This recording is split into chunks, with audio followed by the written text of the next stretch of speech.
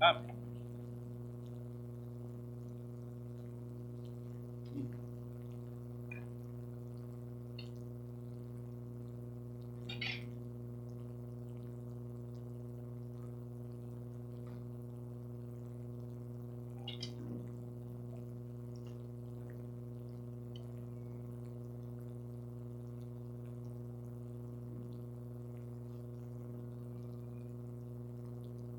Boa noite. Já neste primeiro momento aqui do nosso culto, nesse período de louvor, essas músicas muito belas que podemos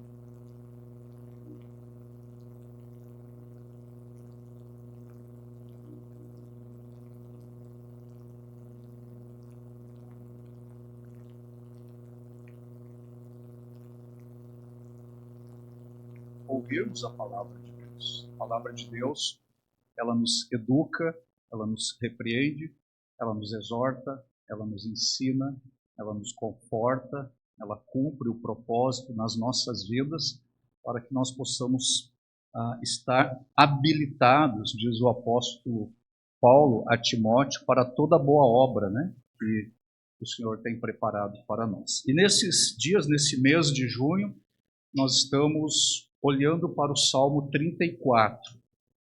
E hoje é uma exposição nesse Salmo, semana que vem nós vamos concluir o Salmo 34.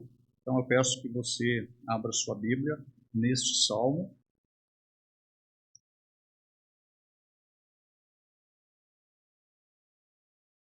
Nestes dias, né, em que nós estamos ainda lidando com os efeitos, com as consequências de toda esta calamidade que se abateu aqui sobre o estado do Rio Grande do Sul, nós temos então meditado nesta porção da palavra de Deus, porque em meio a dificuldades, em meio a tribulações, em meio ao perigo, em meio aos ventos contrários e em meio às inundações, contextualizando aqui o nosso tempo, nós precisamos da palavra de Deus para instruir o nosso pensamento, o nosso coração, a nos dar sabedoria de como nós vivemos esses dias, confiando no Senhor, buscando o Senhor, dependendo do Senhor, ou então nos desesperando,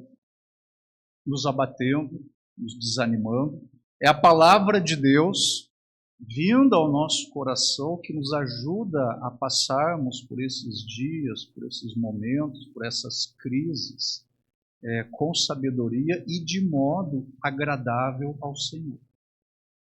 Então, nós estamos aí olhando para esse Salmo 34, é um salmo de Davi, e nós sempre repetimos aqui que, no caso deste salmo, o redator, ele indicou para nós aí no sobrescrito, aí, antes de começar o salmo, ele indicou para nós qual foi a situação histórica que levou Davi a essa composição. Nós sabemos então, pela indicação aí do redator, se tratar de um salmo de Davi, quando ele fugiu lá da presença do rei Abimeleque, ou do rei Aquis, depois de se fazer de louco, depois de se fazer de doido, ele foi expulso da presença do rei Abimeleque, e algum tempo depois, Davi, refletindo sobre essa situação de livramento, que ele atribui aqui neste salmo a uma ação de Deus, Deus o livrou dos seus temores, Deus o livrou das suas tribulações, daquele perigo. Então, algum tempo depois, refletindo naquela sua experiência, ele, possivelmente aí exortado pelo Espírito Santo, ele lembrou que ele não tinha louvado ao Senhor por aquele livramento. E então ele escreve este salmo. Muito bem, pode passar aqui o esboço do salmo, que eu tenho utilizado. Salmo 34, então, tenho mostrado para vocês que este salmo tem duas divisões. primeira divisão, louvores do salmista a Deus, vai do versículos 1 a 10, com os seus 3 subpontos, nós já passamos por isso. E esta primeira parte aqui do Salmo, observando a composição, nós percebemos com facilidade que esta primeira parte, esses 10 primeiros versículos, parecem muito com um hino. É um hino de louvor, é um cântico de ações de graça do salmista, de Davi, pelo livramento que ele obteve do Senhor em atendimento à sua oração. Então, esses 10 primeiros versículos, já passamos por eles, já analisamos, é o louvor do salmista. E a segunda parte desse salmo, que nós estamos examinando, nós temos aí o sermão do salmista aos homens, começando aí no versículo 11, então, indo até o final, esses 12 últimos versículos do Salmo, olhando a composição desse Salmo, nós percebemos que a sua composição é muito parecida com o sermão. Por isso que os estudiosos do Salmo, eles dizem que este Salmo pode ser tanto classificado como um salmo de ações de graça individual da parte do salmista, da parte de Davi, talvez com base nos primeiros 10 versículos, mas ele pode também ser classificado como um salmo de sabedoria, por causa dos últimos 12 versículos, muito parecidos com o sermão, onde nós temos as exortações de Davi aos homens, e nós temos também ensinos didáticos.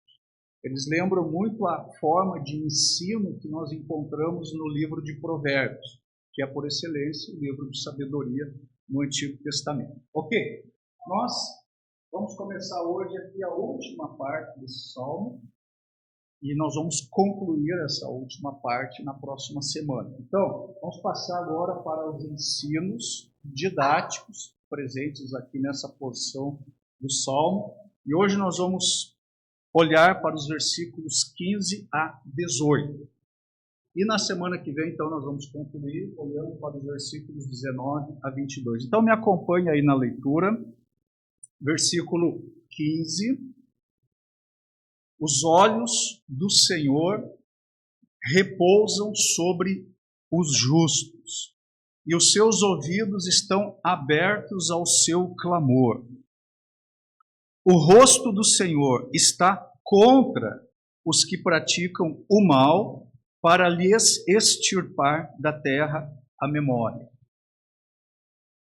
Clamam os justos, e o Senhor os escuta e os livra de todas as suas tribulações.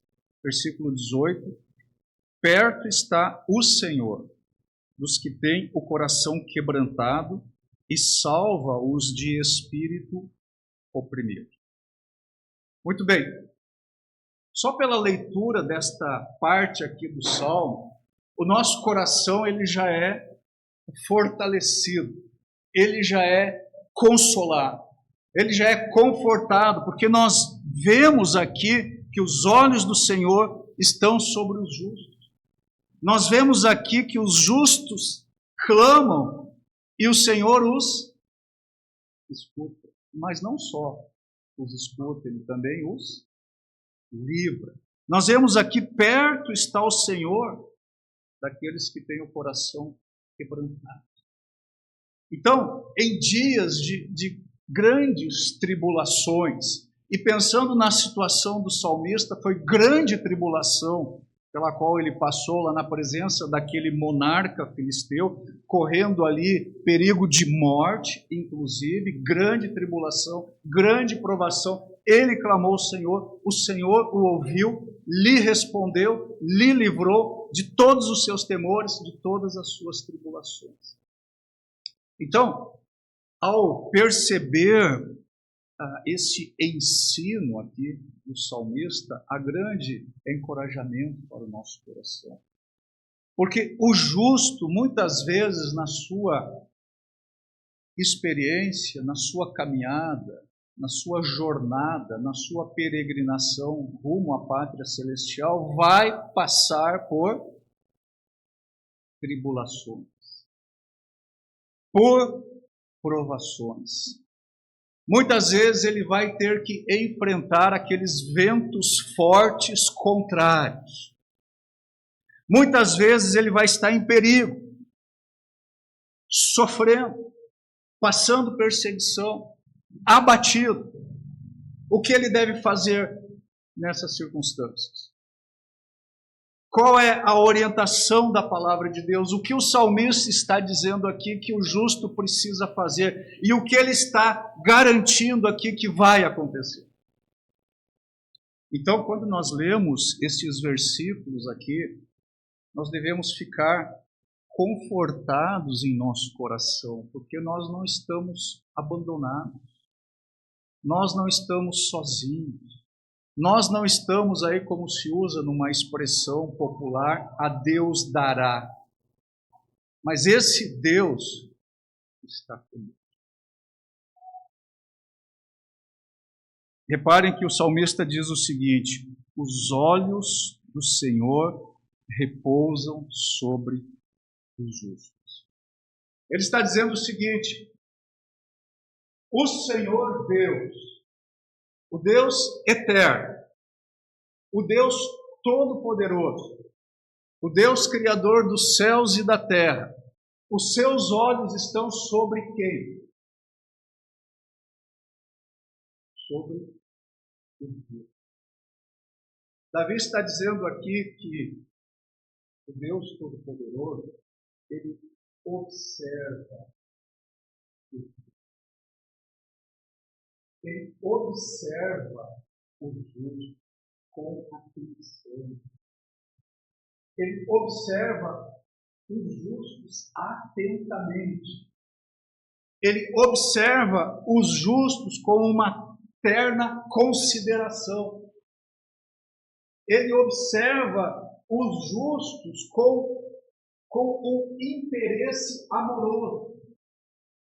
Ele não é um Deus que está lá na sala do trono com um telão onde as realidades da terra estão sendo projetadas e então ele se enche de repente de uma cena e ele passa para outra e passa para outra e passa para outra, como nós costumamos fazer.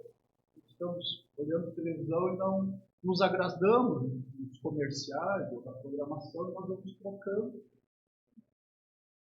Não. Os olhos do Senhor estão sobre.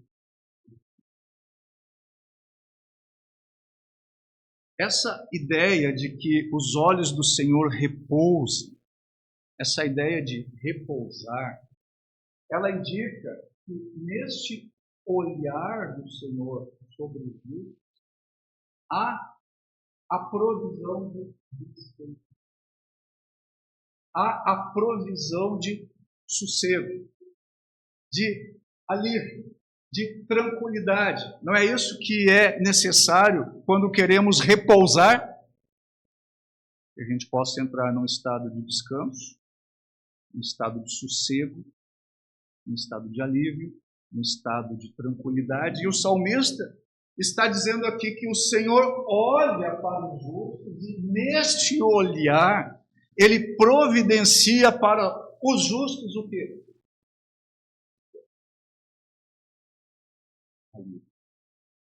Sossego, tranquilidade. E isso faz muito sentido com o tema geral do Salmo. Porque o tema geral do Salmo é exatamente esse, o livramento, o alívio que vem da parte do Senhor para com o salmista, que diz ele aí no versículo 6, estava aflito, e o Senhor trouxe a ele o quê? Alívio. Trouxe a ele o quê? Descanso. Os olhos do Senhor repousam sobre os justos. É a ideia também de um olhar contínuo. Não é que o Senhor eventualmente se deparou com você e então ele está dando uma olhada ali quais são as suas circunstâncias e de repente ele vai olhar para as circunstâncias de outro. Não, o Senhor está continuamente olhando para mim e para você. os olhos do Senhor estão sobre os justos. Os justos, aqui no Antigo Testamento, quem são eles? São os crentes do Antigo Testamento. São aqueles que confiam no Senhor, são aqueles que buscam o Senhor, são aqueles que se refugiam no Senhor, são os santos, conforme ele diz aí no versículo 9. Então, os justos, talvez na linguagem do Novo Testamento, são os filhos de Deus. Pois o salmista diz que os olhos do Senhor repousam sobre os justos. Quando eu leio isso aqui, eu me lembro de duas passagens onde este olhar do Senhor indica muito daquilo que o salmista está dizendo aqui. Uma passagem no Antigo Testamento e uma passagem no Novo Testamento. Deixa marcado aí, olha comigo, Êxodo capítulo 3.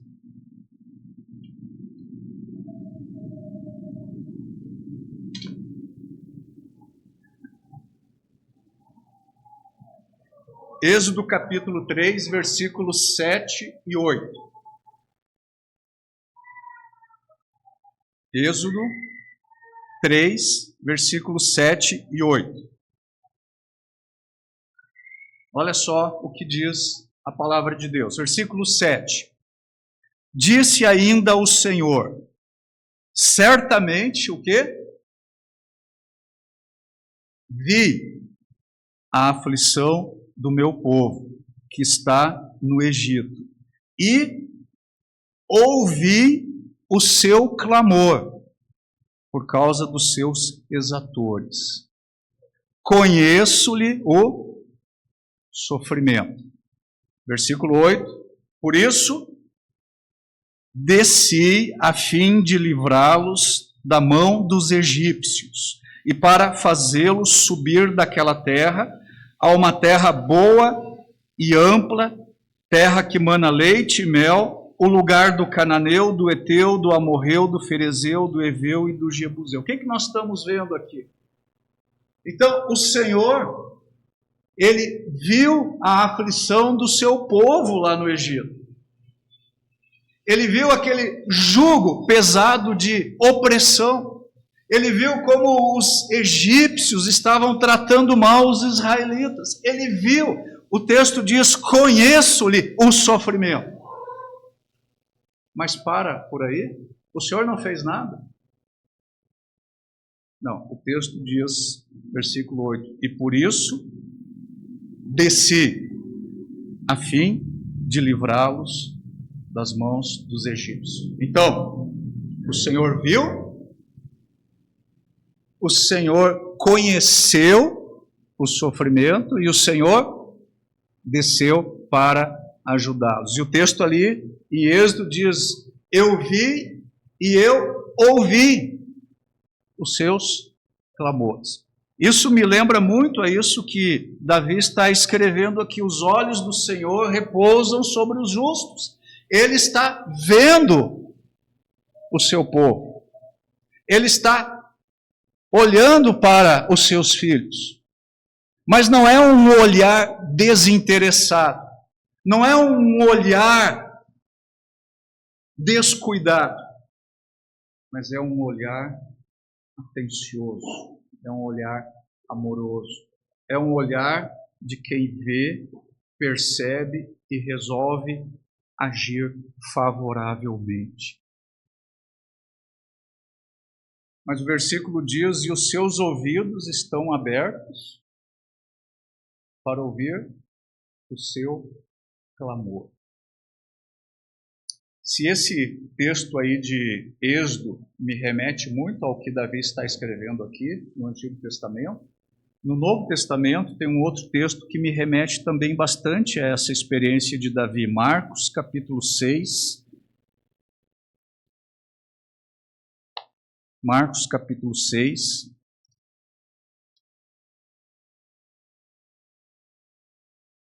Você deve lembrar da narrativa, versículos 45 até o 49. Logo a seguir, compeliu Jesus os seus discípulos a embarcar e passar adiante para o outro lado, a Betsaida, enquanto ele despedia a multidão. E tendo-os despedidos, subiu ao monte para orar. Ao cair da tarde, estava o barco no meio do mar e ele sozinho em terra. Versículo 48. Vendo-os em dificuldades, a remar, porque o vento lhes era contrário, por volta da 4ª vigília da noite, o que ele fez? Veio ter com eles, andando por sobre o mar, e queria tomar-lhes a dianteira. Então ele despediu os seus discípulos lá no mar da Galileia, pediu que eles atravessassem o mar, eles saem, ele não vai com eles, ele vai para um monte orar, e lá por volta das 3 horas da manhã, 4ª vigília, o período mais negro da noite, uma grande tempestade estava ao ponto de fazer naufragar o barco com os discípulos. Jesus estava no monte, mas diz aqui o texto que Jesus o quê? Viu os seus discípulos em dificuldades. E o que ele fez? Ele veio ter com eles. Os olhos do Senhor repousam. É nesse sentido que o Senhor vê. Ele vê a sua dificuldade. Ele vê as suas lutas. Ele vê os ventos fortes que estão soprando contra o frágil barquinho da sua existência. Ele vê a opressão pela qual você pode estar passando na sua vida. Mas ele não só vê e tem conhecimento disso, mas ele ouve, ele intervém, ele vem para estar. Os seus ouvidos estão abertos ao seu clamor. Agora perceba que neste versículo nós temos os olhos do Senhor e nós temos os ouvidos do Senhor. O que significa isso na ilustração aqui do sol? Os olhos do Senhor, os ouvidos do Senhor. Toda a pessoa de Deus está olhando para você. A mente de Deus está ocupada com o seu povo. Agora, esse versículo 15 aqui, ele tem o seu paralelo no versículo 5. Agora, olhem o versículo 5. Nós já passamos por esse texto. Versículo 5. Contemplai-o e sereis iluminados, e o vosso rosto jamais sofrerá vexame. Aqui no versículo 5, o salmista, quando está ali falando da sua experiência de buscar o Senhor e de ter experimentado o livramento, ele diz, olha, se você está passando por grande tribulação, por perigo, por grande aflição, o que você precisa fazer? Clame ao Senhor e olhe para o Senhor. Essa é a ideia de contemplar o Senhor. Olhe para o Senhor. E nesse olhar direcionado ao Senhor, existe vida, existe luz, existe liberdade, existe amor. Quanta bênção existe quando nós olhamos para o Senhor no meio das nossas dificuldades e olhamos para o Senhor com fé. Ele diz, olhem para o Senhor e vocês serão iluminados. Nós já falamos sobre isso. Vocês ficarão radiantes de alegria. Agora, eu posso entender muito bem que estando em tribulação, estando em perigo, estando em aflição, estando em abatimento, a melhor coisa que eu posso fazer é olhar para o Senhor e receber dele o livramento, e receber dele o conforto, e receber dele a direção. Faz todo sentido. É isso que eu preciso fazer, olhar para o Senhor continuamente. Mas o que o versículo 15 nos diz agora?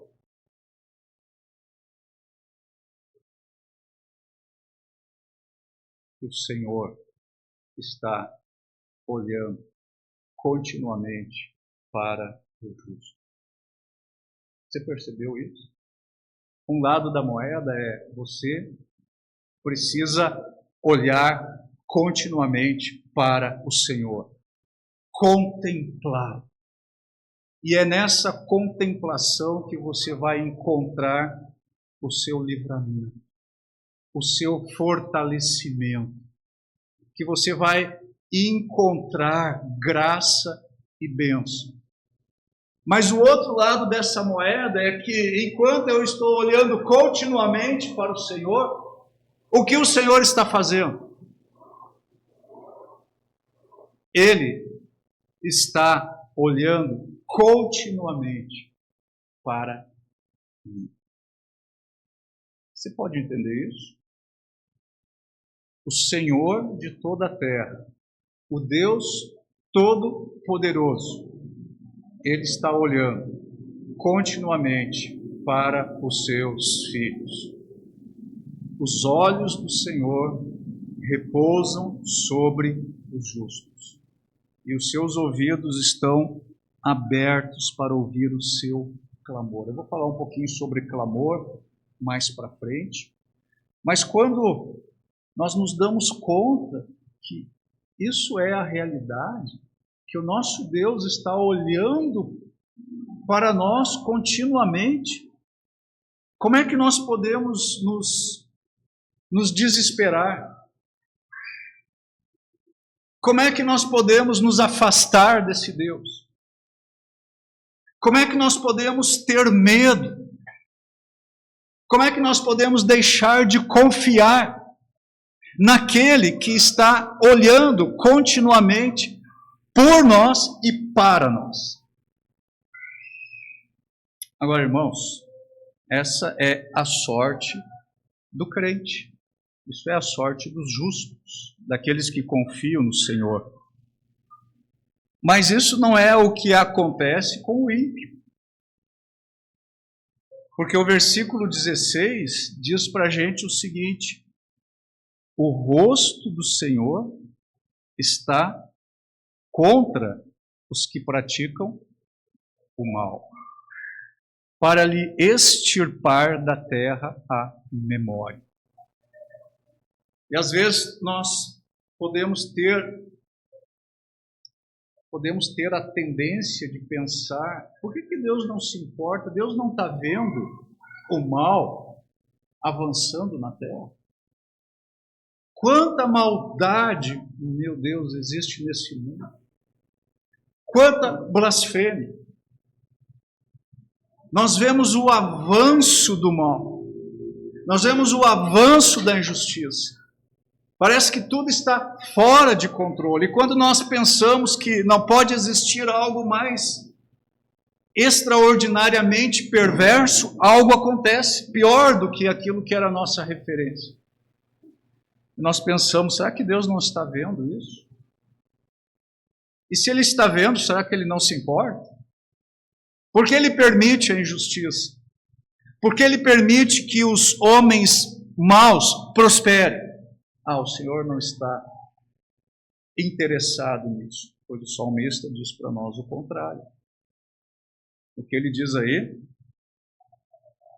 O rosto do Senhor está contra os que praticam o mal. O Senhor não está indiferente em relação à maldade, à impiedade. O Senhor não está apático em relação a isso. E assim como Ele está olhando para o justo, vendo o justo, conhecendo o seu sofrimento, conhecendo as suas dificuldades, o seu choro, o seu clamor, o seu rosto está contra os que praticam o mal. Isso significa que está determinadamente decidido, se é que eu posso enfatizar isso como o salmista está enfatizando aqui, está determinadamente decidido que os ímpios, que os homens maus, perversos, pecadores inconversos, que não se arrependem, eles não terão o favor, o auxílio, a bênção de Deus, mas ao contrário, Deus está contra eles, para impedi-los, para derrotá-los e para destruí-los nos seus caminhos. E isso pode acontecer na atualidade, e isso vai acontecer na eternidade. Então Deus não está dormindo. Você lembra antes do dilúvio? Qual era a situação do mundo antes do dilúvio? Venha comigo para lá, Gênesis 6.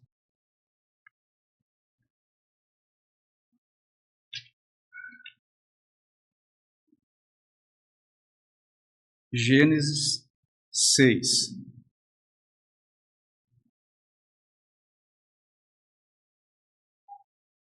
Versículo 5. Gênesis 6, 5. Diz a palavra o seguinte: viu o Senhor que a maldade do homem havia se multiplicado na terra, e que era continuamente mal todo o desígnio do seu coração. Deus viu ou não viu isso? Deus viu. Versículo 6. Então se arrependeu o Senhor de ter feito o homem na terra, e isso lhe pesou no coração. Versículo 7. Disse o Senhor: farei desaparecer da face da terra o homem que criei. O homem e o animal, os répteis e as aves do céu, porque me arrependo de tê-los criado. Vejam que naquela situação do povo de Deus lá em Israel, Deus viu a aflição, conheceu o sofrimento, e ele veio e desceu para ajudá-los. Nesta situação antedilúvio, Deus viu a maldade na terra,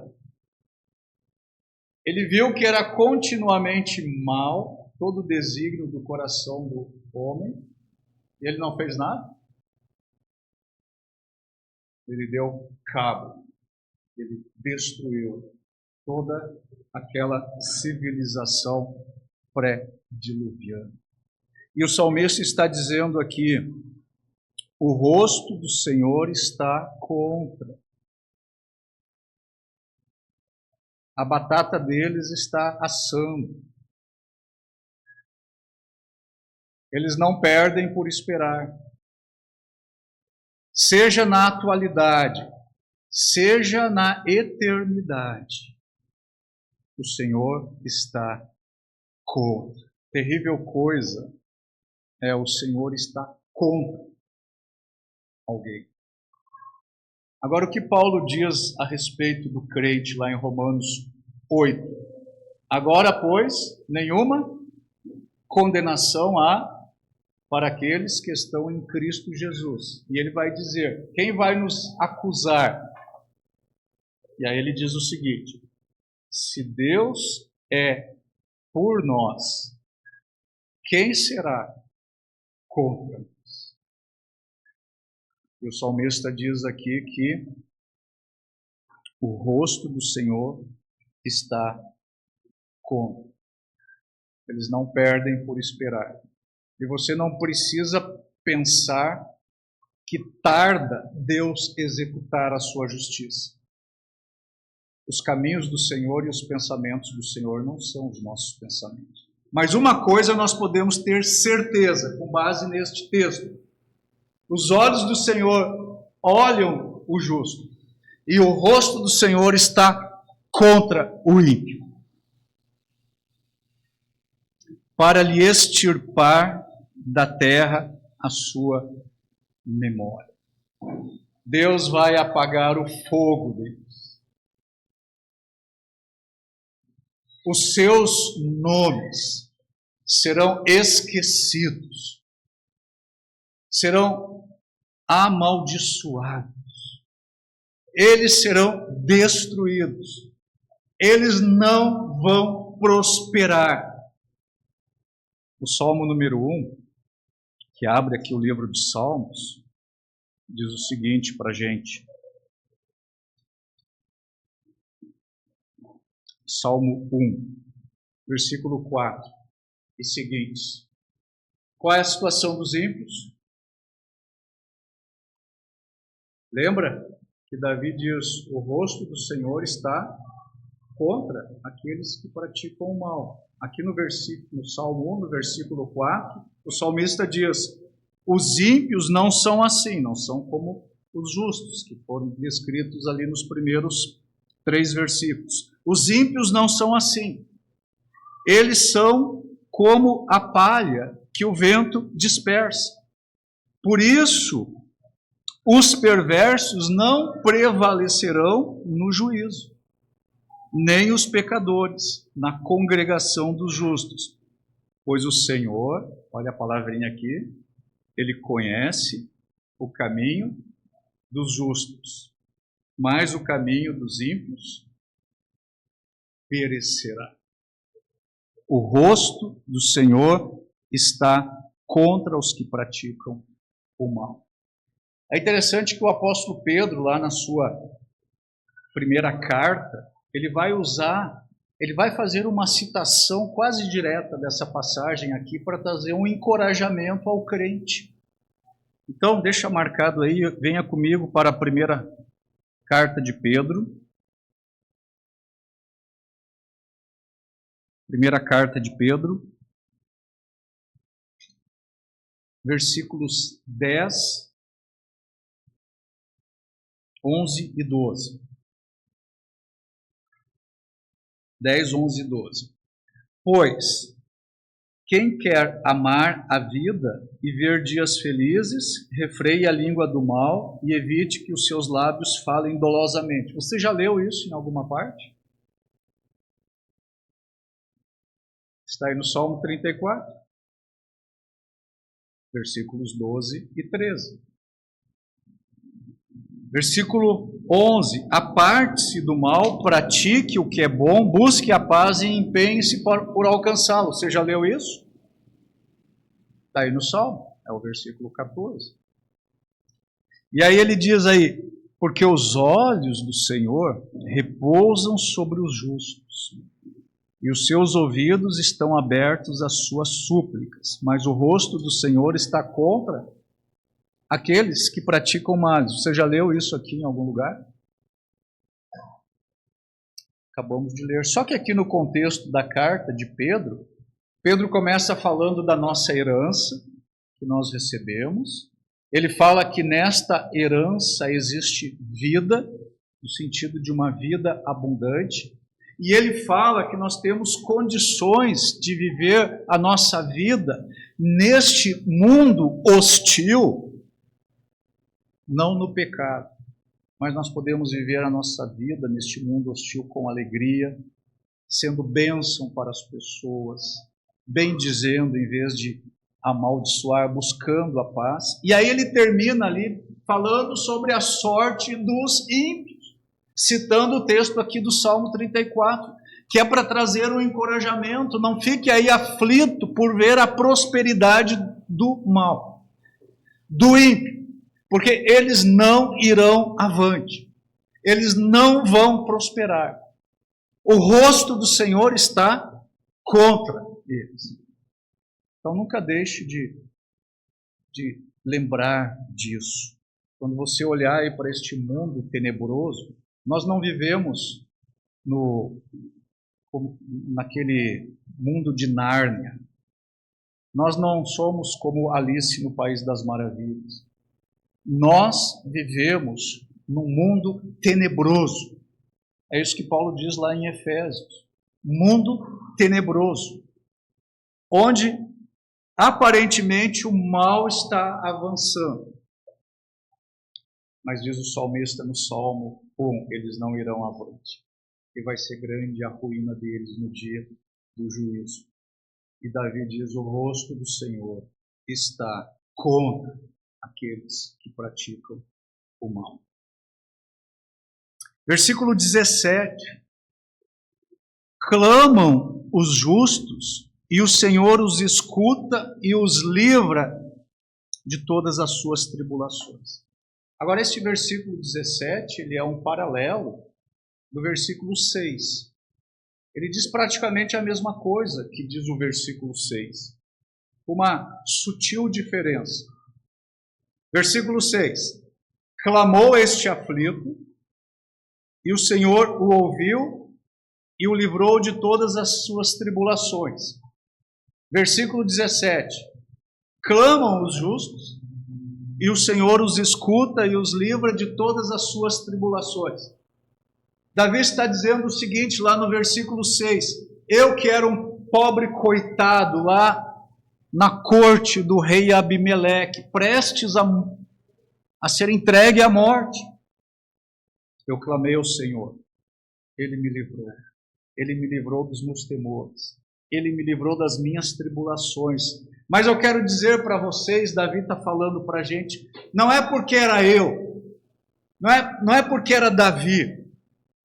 Eu clamei e o Senhor me ouviu, mas ele diz aí no versículo 17 o quê? Clamam os justos. Davi era um justo. Ele se via ali como uma pessoa aflita.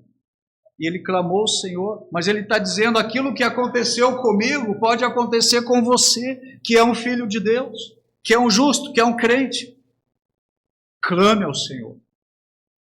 E o Senhor vai ouvir. E o Senhor vai livrar. Agora, é interessante esse verbo aqui, clamam. E se a gente pensa no substantivo clamor, porque a gente tem aqui o clamor do justo. Agora, quando eu e você clamamos a Deus, normalmente isso é em que circunstâncias que nós clamamos a Deus? É em circunstâncias de felicidade? É em circunstâncias de bem-aventurança? Quando que eu e você clamamos a Deus? Nas tribulações, nas provações, no sofrimento, nas aflições, nas perseguições, mas o justo passa por isso. Eu sei que eu me converteria ao Senhor e a minha vida seria lá como nada, não é assim?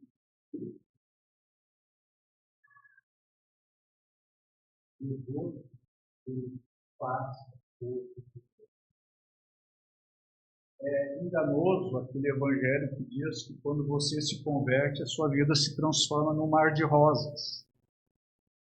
Jesus disse, no mundo vocês vão passar por aflições, mas tende bom ânimo, porque eu venci o mundo. O justo passa por aflições. O justo passa por sofrimentos. Enquanto ele estiver na sua peregrinação rumo aos céus, ele está numa batalha. Essa batalha nunca cessa. Então nós vamos passar por esses momentos de dificuldades. Nós vamos ser como os israelitas lá no Egito, cuja a opressão era tamanha que os seus clamores chegaram até os ouvidos de Deus. Ou nós vamos ser como os discípulos lá no mar da Galileia, quando o barquinho deles está a ponto de naufragar.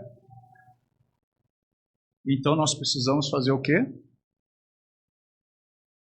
Clamar. Clamar.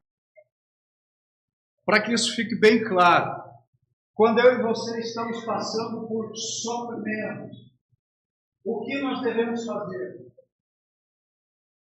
Clamar. Quando nós estamos passando por aflições, o que nós devemos fazer? Quando os ventos estão soprando com muita força contra nós, o que nós devemos fazer? Esse é o recurso que o salmista apresenta.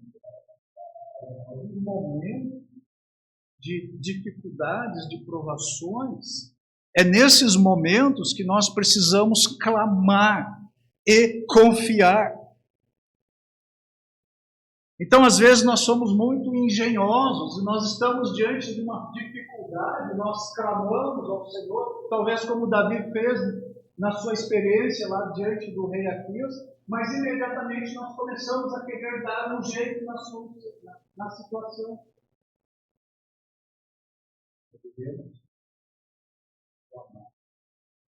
Dito de outra forma, em meio às dificuldades, aos sofrimentos, às aflições, qual é a nossa responsabilidade? O que você deve fazer?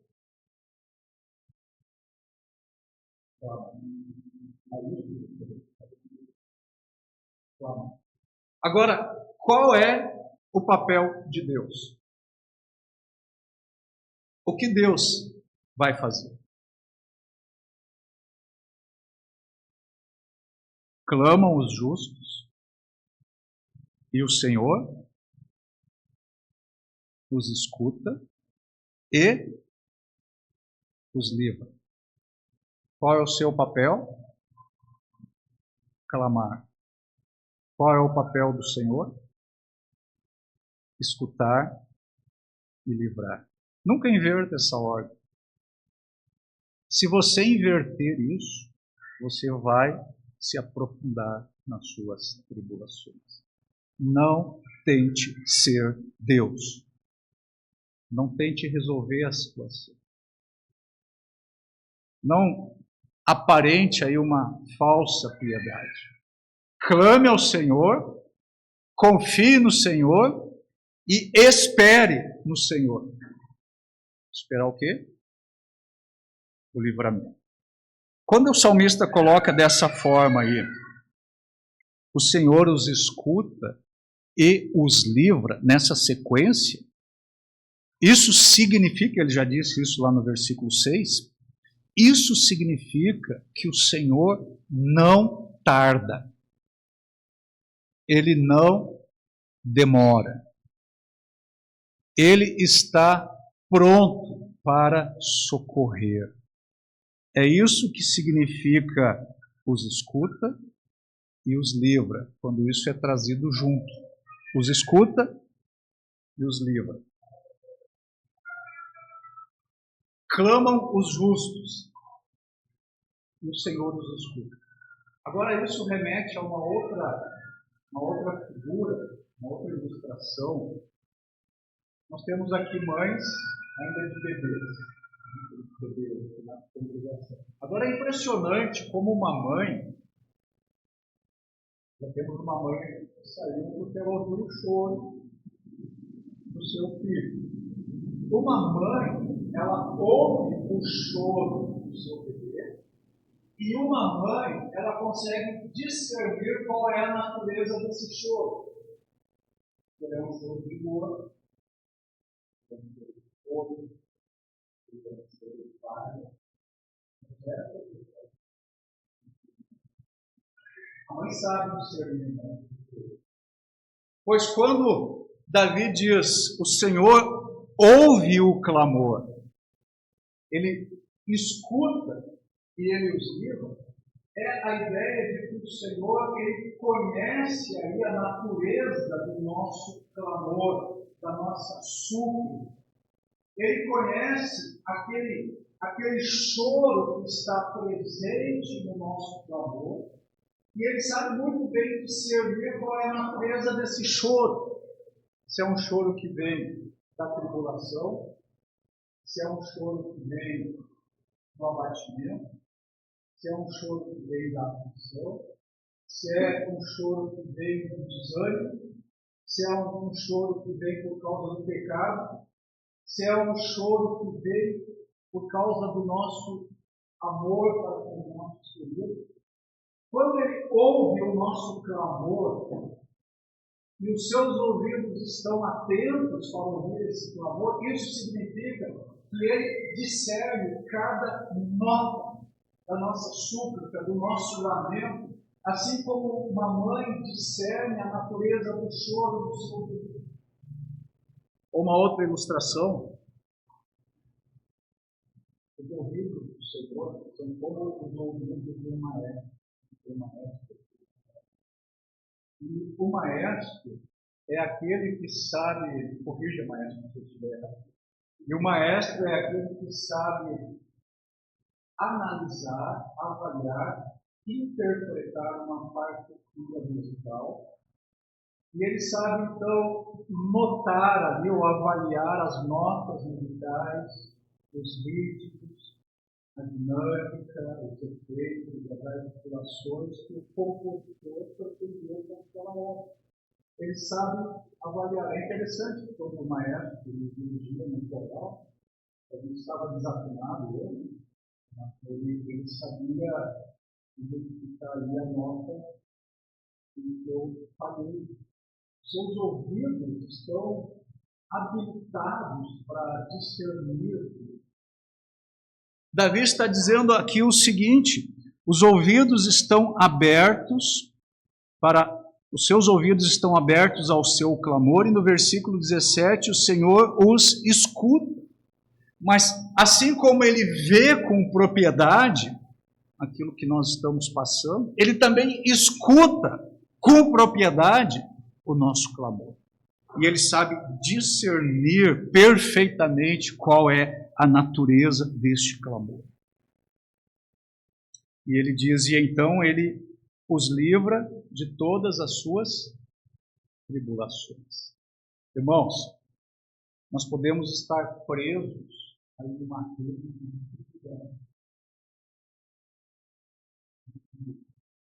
problemas, complicados, numerosos.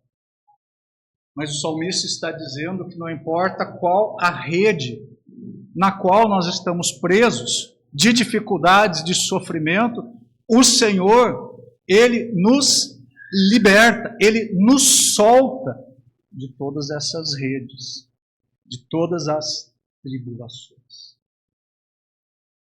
E aí, para carimbar este ensino, para firmar bem o que ele está dizendo até aqui, nesses seus ensinamentos didáticos, o versículo 18 diz o seguinte: perto está o Senhor dos que têm o coração quebrantado e salva-os de espírito oprimido. Perto está o Senhor. Perto em amizade. Perto em aceitação. Perto em conforto. Perto em cura. Perto em restauração. Perto está o Senhor. Assim como nós muitas vezes pensamos, olhando lá para o versículo 16, que o Senhor não está preocupado aí com o mal que se opera na terra, às vezes nós pensamos assim, muitas vezes nós também pensamos que o Senhor está longe, que o Senhor não está perto. Mas o salmista nos garante: perto está o Senhor. Ele está em nós e Ele está conosco. Muitas vezes, quando nós estamos passando por períodos de tribulação, nós temos talvez essa impressão que o Senhor está longe. E nós não vemos o nosso melhor amigo perto de nós.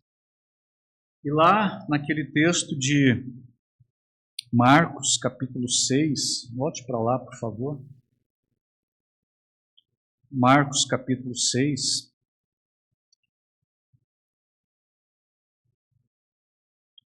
Nós lemos o versículo 48, né? E vendo-os em dificuldade a remar, porque o vento lhes era contrário, por volta da 4ª vigília da noite, veio ter com eles, andando sobre o mar, e queria tomar-lhes a dianteira. Mas os discípulos pensaram tratar-se de quê? Versículo 49. Eles, porém, vendo andar sobre o mar, pensaram tratar-se de um fantasma e gritar: o Senhor está perto. Mas muitas vezes nós estamos com os nossos olhos fechados. Ou então nós estamos focando nas dificuldades, nas provações, no sofrimento. Nós não estamos olhando para o nosso Senhor que está ali ao nosso lado. O nosso amigo que veio ter conosco para nos livrar. Talvez nós pensamos como os discípulos, aqui é um fantasma. E nós não vemos o Senhor, mas o Senhor está perto. De quem?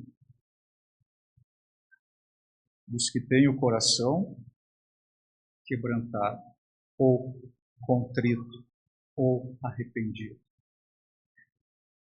E Ele salva os de espírito humilde. É uma grande marca do caráter cristão, uma grande marca do caráter cristão, o coração contrito e o espírito humilde. Deus não rejeita o coração contrito e o espírito humilde. Ao contrário, é ao lado destes que o Senhor está. Davi vai expressar isto em um outro salmo, no Salmo 51.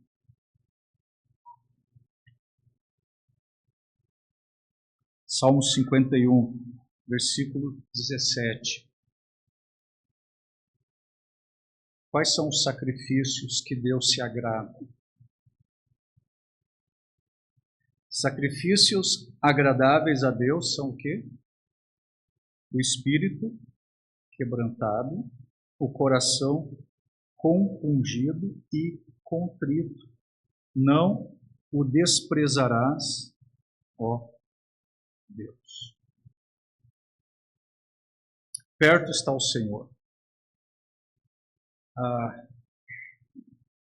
E quando nós percebemos a presença do Senhor, a sua proximidade, o seu estar conosco, quando nós percebemos que Deus está conosco, outra coisa não nos resta a não ser ter um coração arrependido e um espírito humilde. Ninguém com o coração duro e com espírito orgulhoso pode desfrutar da bênção da presença de Deus. Mas Deus está perto daqueles que têm o coração quebrantado e salva os de espírito oprimido. O último texto que eu queria trazer aqui está em Isaías, capítulo 59.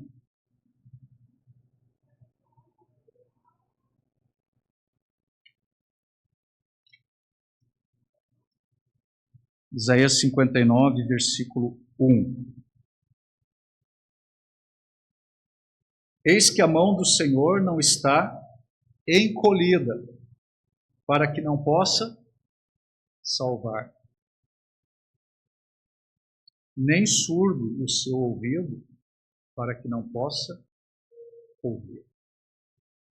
Mas, versículo 2, as vossas iniquidades fazem separação entre vós e o vosso Deus, e os vossos pecados encobrem o seu rosto de vós, para que não vos ouça.